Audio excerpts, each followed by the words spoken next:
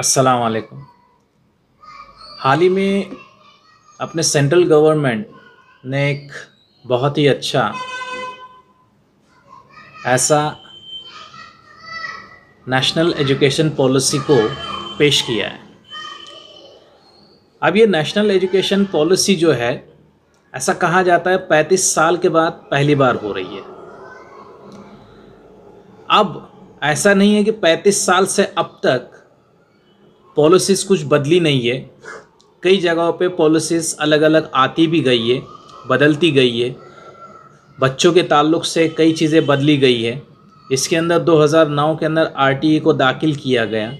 ऐसे ढेर सारी बातें अब तक होते आई है।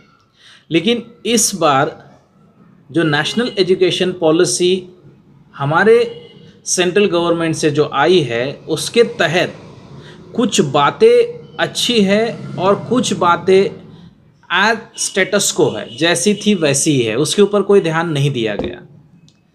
पहली बात तो मैं आपसे कहना चाहूँगा कि एजुकेशन पॉलिसी के अंदर असल में क्या रखा है। सबसे पहले अब तक मैं कह रहा हूँ कि 10+2 ये स्ट्रक्चर रहा तालीम के अंदर, और आज की ये पॉलिसी के तहत यही स्ट्रक्चर को बदलकर आज ये स्ट्रक्चर 5+3+3+4 में गया है। अब ये स्ट्रक्चर किस तरह से है मैं आपको सबसे पहले बताऊंगा। 5 जो इसके अंदर आ रहा है, ये वही सिस्टम है, नर्सरी से लेकर दूसरी क्लास तक। ये 5 साल का जो वक्त है, ये हमारे इस स्ट्रक्चर के अंदर मौजूद है। हम 5 साल का जो वक्त यहाँ देख रहे हैं, उसमें नर्सरी से लेकर क्लास दूसरी तक बच्चों के तालीम के ऊपर थोड़ा सा बुनियादी तौर पे ध्यान दिया है। अब इसके अंदर ये बात आ रही है कि बच्चों के लिए यहाँ असल क्या ज़रूरी है।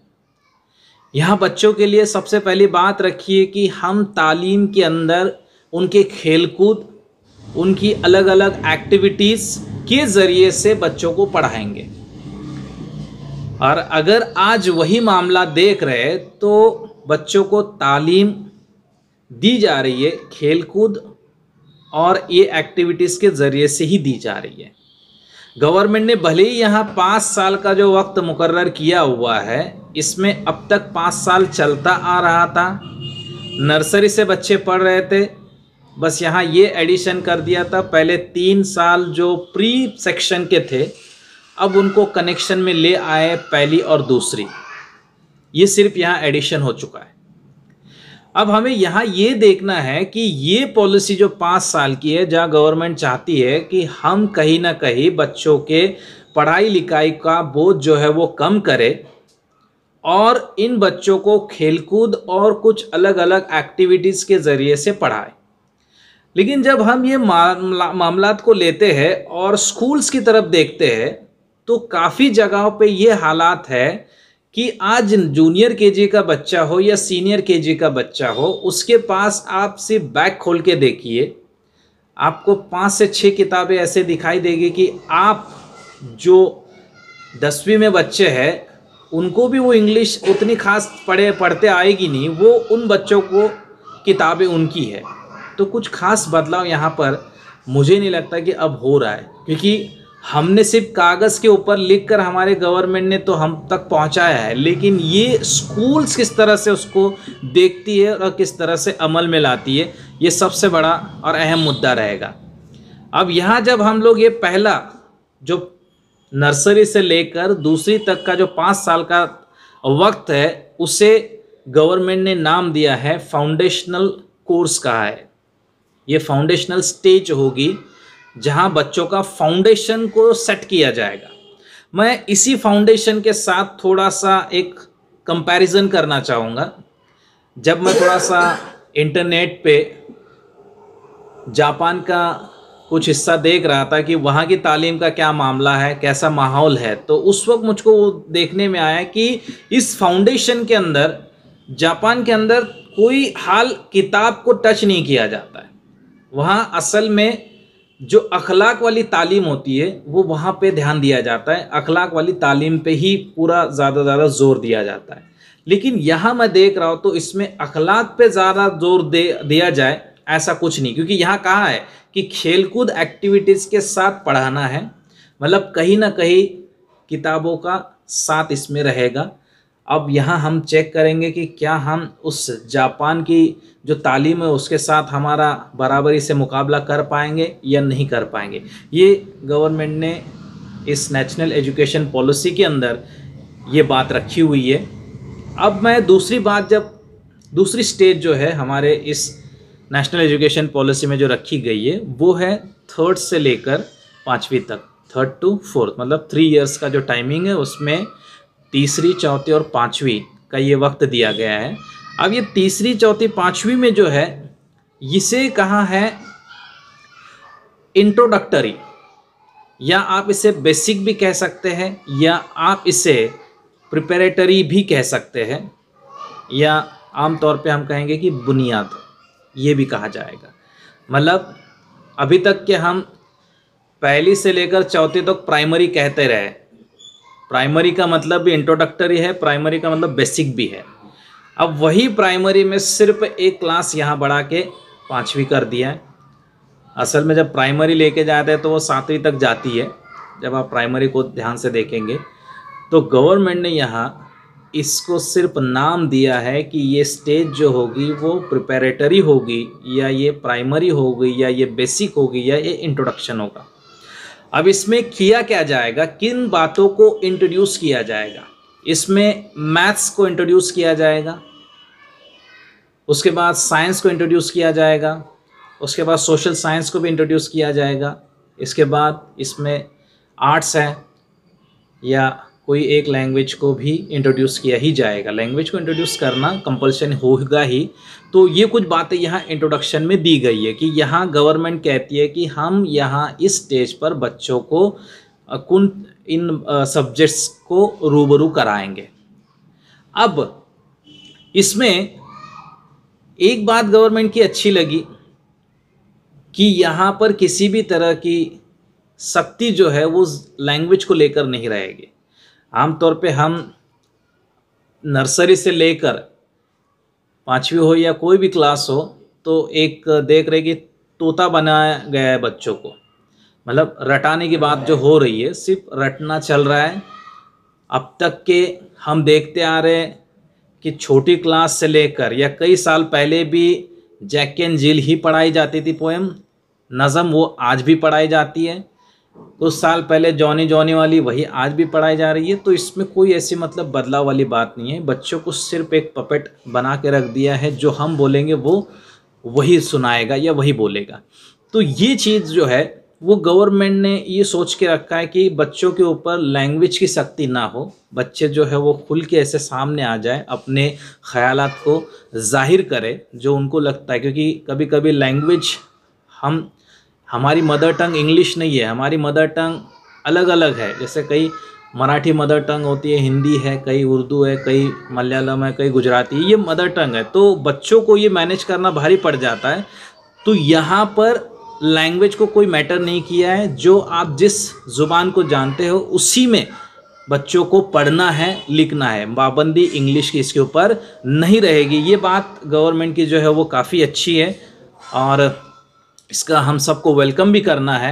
और मेरी और एक मालूमात इसके अंदर ये आ जाती है कि गवर्नमेंट चाहती है कि इस तीसरी से लेकर 5वीं के 3 साल जो है इसमें ज़्यादा से ज़्यादा बच्चों को 2 बातों के लिए तैयार किया जाए। पहली बात, इनके अंदर स्किल्स को डेवलप करना है। ये स्किल्स रीडिंग के लिए डेवलप करने हैं और राइटिंग के लिए डेवलप करने हैं। मतलब गवर्नमेंट यहाँ ये चाहती है ये स्टेज पर। लेकिन अब हालात को देखेंगे तो क्या ये मुमकिन होगा कि जो गवर्नमेंट चाहती है हमारे स्कूल्स के दरमियान ये हो? देखिए, मैं ये दूसरे स्टेज की बात कर रहा हूँ जिसको हम अभी फ़िलहाल इंट्रोडक्टरी या बेसिक या प्राइमरी कह रहे हैं। अब मैं तीसरी स्टेज की तरफ आऊँगा जिसको हम मिडल एज कहते हैं या मिडल स्टेज का ये तीसरा स्टेज है जो हम 5+3+3 देख रहे हैं। अब ये 3 जो है यहाँ आप छठी, सातवीं, आठवीं ये मिडल एज रहेगी, मिडल स्टेज रहेगी। और इसके अंदर इन 3 सालों में गवर्नमेंट ने ये देखा है कि जो बच्चे अब तक जो इंट्रोडक्शन सिर्फ उनको मिलता जा रहा है ये 3 साल पहले, अब ये 3 साल का दौर उनका अलग, इससे पहले जो उन्होंने जो मैथ्स को, साइंस को सिर्फ थोड़ा थोड़ा समझा है, अब यहाँ थोड़ा सा वो आगे डीप की तरफ जाएंगे, थोड़ा सा और गहराई से समझेंगे उससे। लेकिन यहाँ पर भी गवर्नमेंट ने यही कहा है कि किसी भी तरीके की इनके ऊपर सख्ती नहीं रहेगी इंग्लिश लैंग्वेज को लेकर।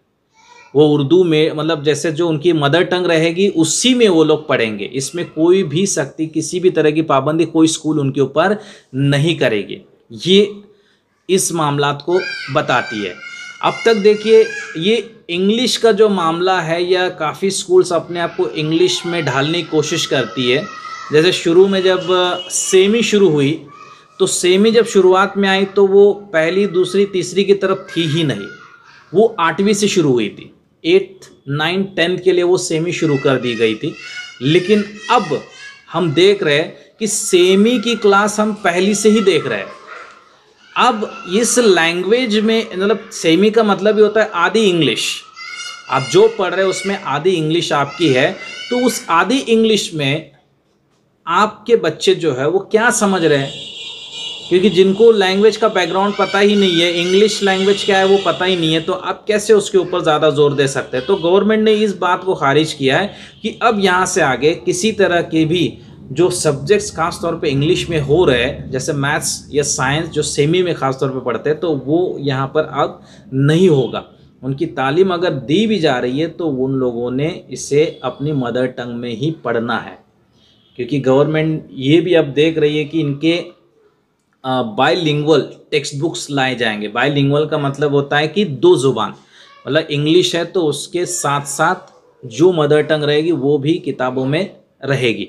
अब ये गवर्नमेंट ने इस तरह से बात कही है तो हमें इसका वेलकम बिल्कुल करना चाहिए। कुछ बातें ऐसी खास हैं, और अहम बात ये स्टेज पर जो है, जो मैं छठी, सातवीं, आठवीं की बात कर रहा हूँ, गवर्नमेंट ने यहाँ ये सोचा है कि हमारे बच्चे जो है आज इंटरनेशनल लेवल पे सेट हो जाए। मतलब आज हमारे पास बच्चों को काफ़ी हद तक के जो इल्म मिलता है उसका प्रैक्टिकल इल्म उनके पास नहीं रहता। जब प्रैक्टिकल जब करने जाते तो काफ़ी लेट होते, काफ़ी देर होती है उनको। तो गवर्नमेंट ये चाहती है कि जैसे कि कंप्यूटर से रिलेटेड सॉफ्टवेयर्स होते हैं तो बच्चे यही से बनाना शुरू करें। जब हम इसका कंपैरिजन चाइना हो या हमें जापान हो, इनसे जब करने लगते हैं तो वहाँ के बच्चे काफ़ी अपडेटेड रहते हैं, क्योंकि उनको शुरुआत से ये बातें मिल जाती है, टेक्नोलॉजी के साथ वो घिरे रहते हैं और उनको वो बराबर आगे से हैंडल करके चलते। लेकिन हमारे यहाँ के बच्चे टेक्नोलॉजी जो है वो काफ़ी लेट शुरू करते हैं। तो इसीलिए गवर्नमेंट इस बार चाहती है कि इसमें सॉफ्टवेयर्स के ताल्लुक से भी बच्चे आगाह हो जाए, कंप्यूटर से काफ़ी हद तक के वो सॉफ्टवेयर बनाकर आगे बढ़ते जाए। एक और चीज़ इसमें आ गई है कि गवर्नमेंट ने एक और बात इस एज में रखी है, स्टेज में रखी है कि जिन बच्चों का इंटरेस्ट जिस जगह है उनको अब पढ़ाई के साथ साथ इंटर्नशिप में भी जाना है। अगर वो चाहते हैं, जैसे कोई बच्चा म्यूज़िक में अच्छा है तो उसे स्कूल के दौरान ही म्यूज़िक के कोई जो एक्सपर्ट रहेगा उसके पास जाके वो सीख सकता है, इंटर्नशिप अपनी कंप्लीट कर सकता है। कोई अगर पेंटिंग करना चाहता है तो वो पेंटर के पास जाके वो कर सकता है। इस तरह से अलग अलग जो भी प्रोफेशंस रहेंगे उनके पास जाके वो इंटर्नशिप अपनी पूरी कर सकता है। जैसे इंटर्नशिप हम आज की तारीख में कहाँ देखते हैं, जब कोई बच्चा डिग्री या डिप्लोमा कंप्लीट करता है तो ही वो इंटर्नशिप में चला जाता है। इंटर्नशिप यानी प्रैक्टिकल करने चला जाता है, प्रैक्टिस करने चला जाता है। लेकिन अब छठी से पाँचवीं छठी जो ये मामला आया हुआ है, छठी, सातवीं, आठवीं का, वहाँ पर ही इंटर्नशिप का गवर्नमेंट ने जोर दिया है। लेकिन अब हमारे स्कूल्स इस इंटर्नशिप को या इस बाइलिंगुअल सब्जेक्ट को किस तरह से देखते हैं और किस तरह से बच्चों से अपने पेरेंट्स तक पहुंचाते हैं, ये सबसे बड़ा सवाल है कि हमारी स्कूल्स इसके लिए कितनी कैपेबल है। अब हम लोग चौथी स्टेज की तरफ जाएंगे, जो हमारा 4 का फॉर्मूला है, मतलब 5 + 3 + 3 + 4। अब 4 जो है वो यहाँ 9th से लेकर 12th का 4 साल का पीरियड रखा हुआ है। अब यहाँ सबसे पहला जो बदलाव किया जाने वाला है वो बदलाव ऐसा है कि अभी तक 9th हो, 10th हो, 11th हो या 12th हो, इनके सभी एग्ज़ाम्स जो होते हैं वो फाइनल ईयर को कंसिडर करके किए जाते हैं। पहले अगर सेमेस्टर है भी हमारे यहाँ, लेकिन फर्स्ट सेमेस्टर के पूरे मार्क्स को कैलकुलेट नहीं किया जाता है, उसमें से 20% ही मार्क्स को लेकर आपके आगे फॉरवर्ड किए जाते हैं। और 10th में जो है वो तो आपका प्रीवियस आपने फर्स्ट सेमेस्टर दिया, उसका कोई फाइनल एग्ज़ाम में लेन देन नहीं होता है। 12th में भी वही मामला है, 11th में भी वही मामला है। अब इसके लिए गवर्नमेंट ने ये कहा है कि अब यहाँ सेमेस्टर सिस्टम रहेगा। अब ये सेमेस्टर फ़िलहाल जो है वो कॉलेजेस में चल रहा है, सेमेस्टर सिस्टम जो है फर्स्ट सेम और सेकंड सेम। तो अब 9th से शुरू होगी फर्स्ट सेम और सेकंड सेम। गवर्नमेंट यहाँ ये देख रही थी कि बच्चों के जो पढ़ाई का मामला है काफ़ी हद तक के ऐसा रहता है कि बच्चे उस जगह पे पढ़ाई जो है, पहली सेमेस्टर है तो कोई ध्यान देता नहीं है, उतना इंटरेस्ट से पढ़ाई नहीं करता है, क्योंकि सबका टारगेट होता है कि फाइनल एग्ज़ाम पास कर ले। और कई हम लोग देखते हैं कि जो आउट ऑफ स्कूल रहते हैं, जो कुछ 17 नंबर का फॉर्म है या कुछ ऐसे भर के जो बच्चे आते हैं, तो वो भी फाइनल एग्ज़ाम देते हैं। तो कहीं ना कहीं बच्चों का ये मार्किंग सिस्टम को ध्यान दिया है कि दोनों बच्चे मतलब यहाँ पर भी अच्छे तैयार हो जाए, फर्स्ट सेम में भी और नेक्स्ट सेम में भी अच्छे तैयार हो जाए। तो ये बात गवर्नमेंट ने बहुत अच्छी सोची है, और इसके लिए भी मैं खुश हूँ कि बच्चे दो जगह पे हमेशा संजीदगी से अपनी पढ़ाई को ध्यान देंगे, क्योंकि इतने अच्छे अच्छे टेक्स्ट बुक्स के अंदर सिलेबस फ्रेम किया जाता है। सिलेबस की जो बातें होती है मॉरल बेस्ड होती है, बहुत अच्छी बातें होती है। बच्चों ने हर एक गहराई से अगर लेसन को समझ लिया तो प्रैक्टिकल लाइफ में उसका इस्तेमाल ज़रूर कहीं ना कहीं होगा। अब इसी में जैसे मैंने कहा कि सेमेस्टर सिस्टम शुरू हो रहा है, एक और चीज़ यहाँ पर गवर्नमेंट ने इंट्रोड्यूस की है इसी स्टेज में, वो है 360 डिग्री रिजल्ट कार्ड। मतलब अब तक प्रोग्रेस कार्ड जो हमारा हो रहा था, तो प्रोग्रेस कार्ड कैसा रहता था कि फर्स्ट सेमेस्टर में जो आता था बस उतना, और सेकंड सेमेस्टर में उसका काट छाट करके जो भी फर्स्ट सेमेस्टर के मार्क्स मिलते थे वो फाइनल में दिए जाते थे। अब यहाँ इस 360 डिग्री का जो प्रोग्रेस कार्ड का मामला है, इसके अंदर ये बात रखी गई है कि अब आप खुद भी मार्क्स देंगे। मतलब बच्चा अगर मैं स्टूडेंट हो तो मैं अपने मार्क्स भी दूंगा, मुझे कितने आए मैं मार्क्स अपने भी भरूंगा, फिर मेरे दोस्त भी मेरे मार्क्स दे सकते और मेरे टीचर्स भी दे सकते।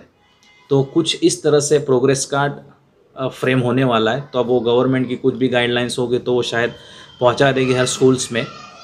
लेकिन ये देखना है कि नई कंसेप्ट है 360 डिग्री प्रोग्रेस कार्ड का, ये नया फॉर्मूला है, ये नई चीज़ है, नई कंसेप्ट है जो आ रही है। और हम एक और चीज़ इसमें देखेंगे कि बच्चों को जब मार्क्स देने की बात आती है फाइनल में, तो उस वक्त बच्चों को ये भी देखा जाएगा। अभी भी फ़िलहाल एवैल्यूएशन चल रहा है, असेसमेंट हो रही है बच्चों की, ओवरऑल साल भर असेसमेंट की जाती है, और वो असेसमेंट जो है वो बच्चों के आखिरी मार्क्स में रख दी जाती है। अब असेसमेंट का ये मामला है कि हमारे महाराष्ट्र स्टेट बोर्ड के अंदर तो इसकी ज़्यादा अहमियत नहीं रखी जाती है, लेकिन हमारे सीबीएसई बोर्ड का जब है तो इसके अंदर ये कंपलसरी है, हर टीचर इसके ऊपर काम करता है। इनके लिए एनेक्डोट वगैरह कुछ ऐसे मतलब फाइल्स वगैरह बना के रखने रहते हैं, रिकॉर्ड्स बना के रखने रहते हैं जो बच्चों से रिलेटेड होते हैं, बच्चे ने साल भर क्या किया उनकी प्रोग्रेस को ध्यान दिया जाता है। तो ये रिकॉर्ड्स बाकायदा सीबीएसई बोर्ड अब मंगवाती है हर स्कूल से, लेकिन हमारे स्टेट बोर्ड से ये कुछ ऐसा नहीं होता है। बस ओवरऑल एक फॉर्मेट होता है, बस उसी के अंदर सारे टीचर्स इन्फॉर्मेशन भर देते हैं। तो इसके ऊपर भी ज़्यादा अब जोर दिया जाएगा। और वन मोर थिंग ऐसी है कि अब यहाँ कहा जा रहा है कि चॉइस ऑफ सब्जेक्ट्स रहेगा। इस स्टेज में बच्चों को चॉइस रहेगी सब्जेक्ट को सिलेक्ट करने की, कौन से उन्हें सब्जेक्ट्स चाहिए वो उनके ऊपर ही रहेगा। लेकिन इसमें कंपल्सन रहेगा कौन से सब्जेक्ट्स कंपलसरी उनको लेना, उसके बाद जो रहेंगे वो मैथ्स कंपलसरी उनके लिए रहेगा, सोशल साइंस उनके अपना साइंस कंपलसरी रहेगा, लैंग्वेज कंपलसरी रहेगी, जो मेन सब्जेक्ट्स है वो कंपलसरी रहेंगे। उसके अलावा जो सब्जेक्ट्स होंगे वो जो भी स्कूल और महाराष्ट्र मतलब स्टेट गवर्नमेंट जो भी तय करेगी तो उसके तहत वो सब मामला चलेंगे। यहाँ पर इतना नहीं है कि सेंट्रल गवर्नमेंट ने हर चीज़ अपने हाथ में नहीं रखी है। इस पॉलिसी के अंदर नेशनल गवर्नमेंट ने, अपना सेंट्रल गवर्नमेंट ने कई बातें ऐसी है जो स्टेट गवर्नमेंट के पास दी है कि आप इसके ऊपर देखिए और कौन सी लैंग्वेजेस को सेट करना है, देना है स्कूल्स के अंदर, आप उसके ऊपर फैसला कीजिए। मतलब फैसला करने का जो राइट है वो गवर्नमेंट ने, सेंट्रल गवर्नमेंट ने अपने स्टेट गवर्नमेंट्स को दिया है। अब ये 4 स्टेज, देखिए मैंने आपको पहले ही कहा था, जैसे अपना स्ट्रक्चर जो है 5+3+3+4 ये मतलब स्ट्रक्चर है। पुराना स्ट्रक्चर 10+2 का था और आपका ये स्ट्रक्चर डिफरेंट है, और हर जगह पे कुछ ना कुछ नया मामला या नई चीज़ें आती जा रही है। अब ये रही स्कूलिंग से रिलेटेड मामला। स्कूलिंग से रिलेटेड कह रहा हूँ मैं, क्योंकि ये जितना भी मैटर है ये स्कूल से रिलेटेड, मतलब हम 12वीं जब तक पढ़ रहे तब तक स्कूल से रिलेटेड होंगे, स्कूल से ही हमारा कनेक्शन होगा। लेकिन इन बातों को जब देखा जा रहा है तो स्कूल से अलग अलग कई ऐसे प्रॉब्लम्स है, कई ऐसे मसाइल है जिसके ऊपर गवर्नमेंट ने कहीं नहीं सोचा है। गवर्नमेंट ने इसके ऊपर सोचना चाहिए था। अब कुछ दिन पहले व्हाट्सएप पे भी मैंने ये लिखा भी था कि गवर्नमेंट की इन बातों ने, गवर्नमेंट ने इनकी बातों पे ध्यान नहीं दिया है। सबसे पहली बात तो ये है कि आज आप देख रहे होंगे कि जो टीचर्स हजरात हैं, अब जो परमानेंट टीचर्स हैं उनका तो कोई मामला है ही नहीं कहीं पर, क्योंकि उनको परमानेंट होने की वजह से कोई नुकसान या कोई तरीके का मतलब बेनिफिट तो मिलता ही रह रहा है, अलग चीज़ हो नहीं रही है। लेकिन महा प्रॉब्लम आ रही है उन टीचर्स की जो नॉन परमानेंट है। नॉन परमानेंट टीचर्स जब तक स्कूल्स को ताले लगे रहेंगे तब तक वो नॉन परमानेंट टीचर्स करेंगे क्या? आज उनके पास रोज़गार क्या है? आज उनके हाथ कौन सी चीज़ें आई है? इस बारे में गवर्नमेंट, ना सेंट्रल गवर्नमेंट सोच रही, ना स्टेट गवर्नमेंट सोच रही है। यहाँ पर कुछ दिन पहले बात स्टेट गवर्नमेंट ने ये भी कई फरमान भी दिया था, जो नॉन परमानेंट टीचर्स हैं आप उनको, स्कूल वाले उनका जो पगार है वो देंगे, लेकिन कितने दिन तक, कितने महीने तक देंगे, कब तक के देंगे, कुछ ऐसी बात है। स्टेट मतलब अपने जितने भी नॉन परमानेंट टीचर्स हैं आज की तारीख में बहुत ही बुरे हालात में जी रहे हैं। आज अगर आदमी एक टीचर है और उसका घर चलना है तो आज उसके लिए दिक्कत आ रही है, वो कैसे घर चलाए। गवर्नमेंट किसी तरह से भी इनको साथ नहीं दे रही है। और जो प्राइवेट स्कूल्स होती है, इंग्लिश मीडियम है या सीबीएसई बोर्ड, ये स्कूल्स भी अगर है तो ये स्कूल्स भी कोई भी हाल इन टीचर्स के ऊपर ध्यान नहीं दे रही है। हमारे स्कूल्स बंद है तो आप आइए मत और आपका कोई पे भी नहीं रहेगा, तो ये करेंगे क्या? तो गवर्नमेंट इस बारे में कुछ नहीं सोच रही है। किसी भी तरह की कोई पॉलिसी अभी तक के बनी नहीं, मतलब इस पॉलिसी के अंदर इनके लिए कोई जगह नहीं है। दूसरी बात मैं इसमें कहना चाहूँगा कि RTE राइट टू एजुकेशन 2009 ये जब आया तो इसके भी काफ़ी रूल्स और रेगुलेशंस बहुत अच्छे हैं। मतलब जिसकी इंतहा, मतलब ये समझ के चलिए हर बच्चा पढ़ना ही चाहिए, क्योंकि उसका मकसद ये फ्री एंड कंपलसरी। हमारे वर्ल्ड ह्यूमन राइट ने ये बात उठाई थी और ये हमारे यहाँ हिंदुस्तान में, इंडिया में भी ये सब बात आ गई। बहुत अच्छा लगा, हर स्कूल्स के अंदर RTE का मामला है। लेकिन ये RTE के मामलात को लेकर हमारे स्कूल्स जो है ये पैसिव है। RTE के ऊपर कोई ज़्यादा जोर नहीं देता है और ना ही किसी को इस बारे में लेन देन है।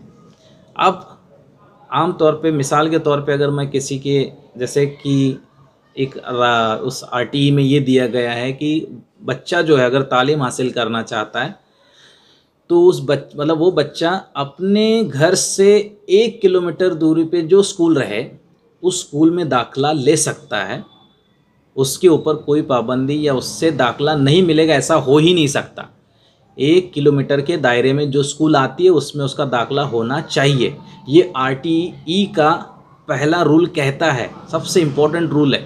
लेकिन हो क्या रहा है, आज हमारे यहाँ जब कोई बच्चा कहता है ना कि यहाँ से ये शिफ्ट करना है स्कूल से क्योंकि ये नज़दीक है हमारे, तो स्कूल्स जो है उससे पहली बात तो लेना पसंद नहीं करते, और अगर ले भी रहे तो कई ऐसी स्कूल्स है जो आज इनके डोनेशंस ले रही है।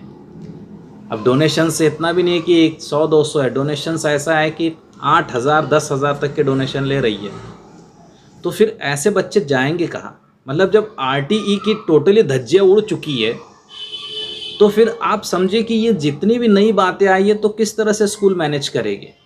यहाँ बात आती है जो भी तालीम का मामला है, बच्चों से जुड़ा हुआ है, उन बच्चों तक पहुँचना असल बात है। फ्री एंड कंपलसरी एजुकेशन का मतलब ही कहीं और जा रहा है। अब इसमें एक और चीज़ ये भी आती है कि आरटीई 2009 के बाद एक और चीज़ आई थी कि जो ड्रॉप आउट स्टूडेंट्स का मामला है, आरटीई में उसको भी जगह दी, क्योंकि आरटीई ने यही देखा है, गवर्नमेंट ने जब आरटीई बना था तो यही देखा था कि जो ड्रॉप आउट स्टूडेंट्स है, जो स्कूल छोड़ देते बीच में ही, उनकी उतनी मुकम्मल तालीम नहीं होती, बीच में स्कूल छोड़ देते, उन बच्चों के लिए इसके तहत जिनके ऊपर मतलब पैसे का कोई लेन देन ना रहे और साथ ही में उनको खाना भी मिले स्कूल के अंदर, जैसे मिड डे मील का प्रोग्राम बनाया। तो ये मिड डे मील का प्रोग्राम बनाने के बाद फिर उसके बाद आरटीई लगाने के बाद फिर भी बच्चों का रेशो जो है ड्रॉप आउट होने का, स्कूल से बाहर निकल जाने का, वो काफ़ी हद तक है। मतलब 30% भी अगर आप बोलेंगे तो उतना रेशो अभी भी है। आज आप आपके आसपास ही देख लो कि बच्चे, आपको छोटे छोटे बच्चे मिलेंगे जो स्कूल छोड़ के काम कर रहे हैं, कोई होटल में काम कर रहा है, कोई कुछ जगह पे काम कर रहा है, छोटे मोटे काम कर रहे हैं। तो ये वो बच्चे जो ड्रॉप आउट्स हुए हैं। तो इन बच्चों के लिए इस एजुकेशन पॉलिसी के अंदर कोई ऐसा मामला नहीं रखा है, ना कोई ऐसी बात नहीं रखी है। तो ये ड्रॉप आउट्स का मामला इस एजुकेशन पॉलिसी से काफ़ी दूर है। पॉलिसी अच्छी है लेकिन कुछ बातें इसमें छूट गई है। एक मैं टाइम्स ऑफ इंडिया के अंदर एक रिपोर्ट पढ़ रहा था, एक रिपोर्ट जो गुरुचरण दास, इन्होंने जब कहा कि ये नेशनल एजुकेशन पॉलिसी जो सेंट्रल गवर्नमेंट ने बनाई है, ये पॉलिसी जो है अच्छी है, कि वादे अच्छे करते हैं, वादे ढेर सारे इसके अंदर, लेकिन ये नाकामयाब उस जगह हो रही है जो तालीमी मुसीबत है या तालीमी जो प्रॉब्लम्स है, क्राइसिस की बात की है। और ये जो नेशनल एजुकेशन पॉलिसी बनाई है, मैं इसको सिर्फ कितना मार्किंग कर रहा हूँ, 1.5, मतलब सिर्फ 1.5, इतना ही इसको पॉइंट्स दे रहा हूँ, क्योंकि पॉइंट्स आउट ऑफ 5 होते हैं, तो यहाँ मैं सिर्फ 1.5 दे रहा हूँ। मतलब उन्होंने तकरीबन 8 बातों को यहाँ रखा है कि गवर्नमेंट ने इस बात पे ध्यान बिल्कुल भी नहीं दिया है। ये टाइम्स ऑफ इंडिया की मतलब बात है, एक आर्टिकल है, उसके अंदर ये बात है। मतलब ऐसा नहीं है कि हमारी ये नेशनल एजुकेशन पॉलिसी आई है और बहुत ही अब अच्छा होगा, अब तालीम बहुत अच्छे सुधर जाएगी।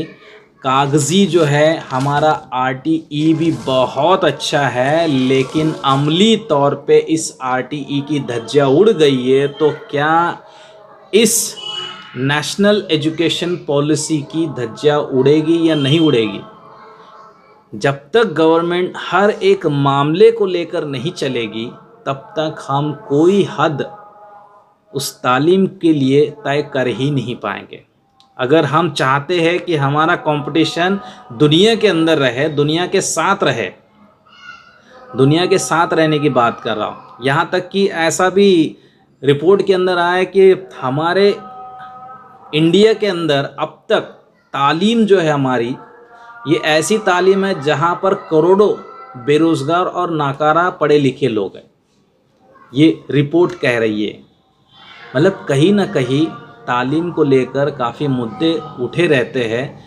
तालीम का सिर्फ चेहरा अभी बदल दिया है, लेकिन तालीम का जो हार्ट है, दिल है, वो नहीं बदला है। जब तक दिल नहीं बदलेंगे और उसके लिए अच्छी सी कोशिशें नहीं करेंगे, तो तालीम में जो हम बदलाव असल में देखना चाहते हैं, जो हम चाहते हैं कि हमारे बच्चे या हमारा मुल्क इस तालीम को लेकर दुनिया के टक्कर में आ जाए, हम चाइना से टक्कर लेना चाहते हैं, हम जापान से टक्कर लेना चाहते हैं, यहाँ तक कि अमेरिका से भी टक्कर लेना चाहते हैं, तो ये बातें कहाँ आ जाएंगे? बहुत सारी प्रॉब्लम्स है, इन प्रॉब्लम्स के ऊपर बहुत ज़्यादा ध्यान देने की ज़रूरत है। और कुछ नई कंसेप्ट जो आई है, मैं उसके बारे में भी आपको बताना चाहूँगा। जैसे हम लोगों ने अब तक देखा है कि ये एक स्ट्रक्चर है अब उसके बाद जब ग्रेजुएशन की बात आती है तो ग्रेजुएशन में भी काफ़ी, ग्रेजुएशन के लिए मतलब कॉलेज लाइफ के लिए मैं सेटिस्फाई हूँ कि कॉलेज लाइफ में काफ़ी अच्छा फ़ैसला हुआ है, लेकिन स्कूलिंग में कहीं ना कहीं प्रॉब्लम आ रही है। तो कॉलेज लाइफ के लिए मैं कहना चाहूँगा कि काफ़ी ज़रूरत के बदलाव यहाँ हुए हैं और काफ़ी हेल्पफुल बदलाव है ये। सबसे पहला जो बदलाव आया है एक ये है कि आप कोई भी डिग्री करना चाहेंगे, कोई भी, यानी जो अभी आर्ट्स साइंस कॉमर्स, ये सबसे पहले तो ये कहूँगा कि ये जो स्ट्रीम है हमारी आर्ट्स साइंस और कॉमर्स, इसको गवर्नमेंट ने ख़त्म कर दिया है। अब यहाँ आर्ट्स साइंस कॉमर्स नहीं रहेगा। मतलब हम 11वीं 12वीं, जब 11वीं में बच्चा जाता है तो वहाँ पर देखा जाता है वो आर्ट्स में जाना चाहता है, कॉमर्स में जाना चाहता है या साइंस में जाना चाहता है। अब 11वीं से ही वो स्ट्रीम ख़त्म हो गई है। अब कोई भी बच्चा स्ट्रीम यानी साइंस, अब हम अगले वक्त से जब ये पास होकर मुकम्मल तौर से कानून बनेगा तो हम ये नहीं कह पाएंगे तुझे साइंस में जाना है कि आर्ट्स में जाना है। वहाँ सिर्फ ये कहा जाएगा कि तुम सब्जेक्ट्स कौन से लोगे। मतलब कॉमर्स अब नहीं रहेगा। अगर आपने हिस्ट्री लिया है तो आप फिज़िक्स भी ले सकते हो, अगर आप फिज़िक्स ले रहे हो तो आप अकाउंट सब्जेक्ट भी ले सकते हो। मतलब आपके लिए चॉइसेस है टू सिलेक्ट द सब्जेक्ट्स। आप स्ट्रीम चॉइस नहीं है, सब्जेक्ट सिलेक्ट है। अब ये भी कहा जा रहा है कि सिलेक्शन जो होगा सब्जेक्ट्स का वो एक पुल बनाया जाएगा। पुल यानी कुछ सब्जेक्ट्स को सिलेक्ट करके एक हिस्सा बनाया जाएगा, जो उस हिस्से में सब्जेक्ट्स आएंगे तो उन्हीं सब्जेक्ट्स को चॉइस करने का मौका बच्चों को मिलेगा, और ये 11 से ही होगा। अब ये बात अच्छी है कि स्ट्रीम मामला ख़त्म हो गया। अब जो आप सब्जेक्ट चाहेंगे उस सब्जेक्ट से आप आगे बढ़ेंगे। एक और बात यहाँ रखी गई है, जो 12th में जो बच्चे एग्ज़ाम पास कर लेते हैं लेकिन एग्ज़ाम के बाद उनको मार्क्स अच्छे नहीं आते हैं, तो उन बच्चों के लिए काफ़ी दिक्कत होती है अच्छे कॉलेज में एडमिशन लेने के लिए। जैसे मैं इसकी मिसाल या इसको जोड़ना चाहूँगा, ग्रेजुएशन के बाद एक MBA का कोर्स होता है। अब जब आपको MBA ज्वाइन करना होता है तो आपके लिए एक एंट्रेंस टेस्ट होती है। वहाँ एक एंट्रेंस टेस्ट होगी और उस एंट्रेंस टेस्ट के जो है मार्क्स, आपके मेन मार्क्स को जोड़कर आपको दाखला मिलेगा, लेकिन मेन मार्क्स आपके रहेंगे एंट्रेंस वाले, उसके ही बदौलत आपको कॉलेज में दाखला मिलेगा। अब 12वीं के बाद भी यही किया गया है। एक CAT रखी गई है, CAT रखी गई है, कॉमन एंट्रेंस टेस्ट वाली जो है after 12th common entrance test. तो इस कॉमन एंट्रेंस टेस्ट को यहाँ पर बच्चों के लिए फ़ायदेमंद साबित किया है कि आप कॉलेज ज्वाइन कर सकते हो जो आपको चाहिए।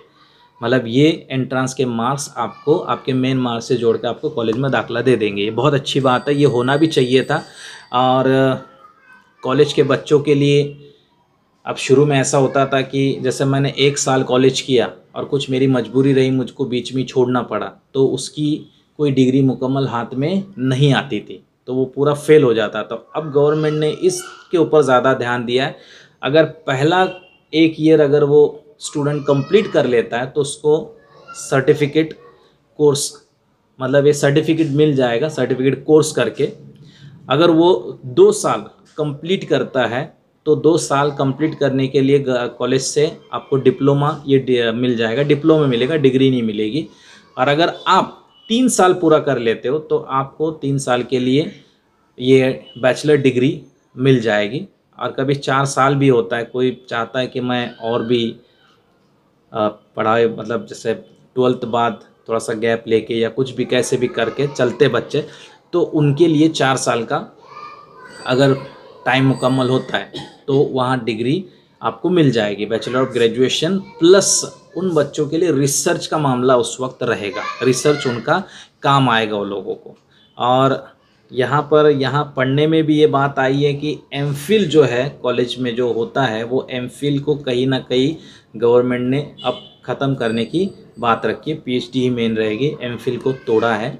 और साथ ही में इस पोस्ट ग्रेजुएशन की जब बात आती है तो पोस्ट ग्रेजुएशन 2 साल का ही है। और वन मोर थिंग मैं बताना चाहूँगा कि यहाँ पर बच्चों के लिए एक चीज़ काफ़ी हद तक के फ़ायदेमंद है, उसे मल्टीपल एंट्री और मल्टीपल एग्ज़िट ये कंसेप्ट लाई है।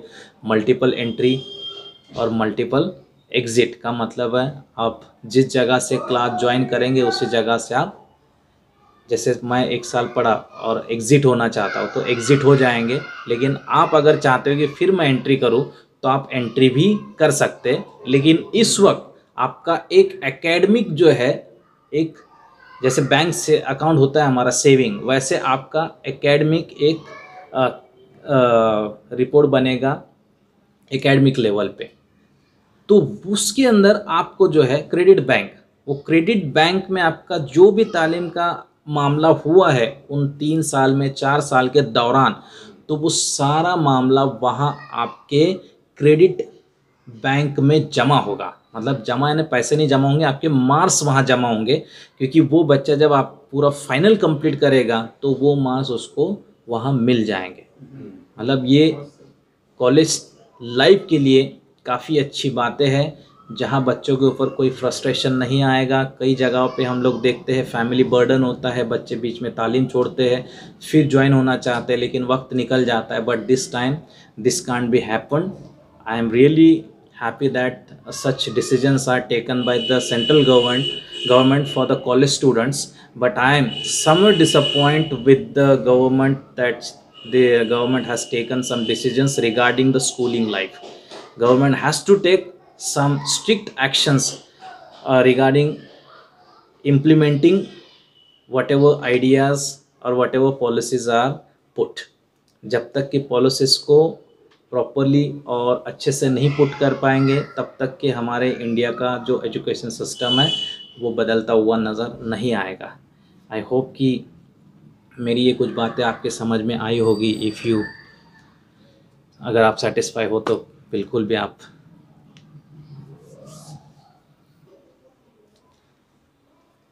आई होप कि मेरी जो बातें आपने सुनी है उन बातों के ऊपर आप कहीं ना कहीं समझ रहे होंगे। अगर कहीं आपको कन्फ्यूजन अगर आ रहा है इस बारे में या इन बातों के बारे में तो आप मुझसे बिल्कुल भी बात कर सकते हैं।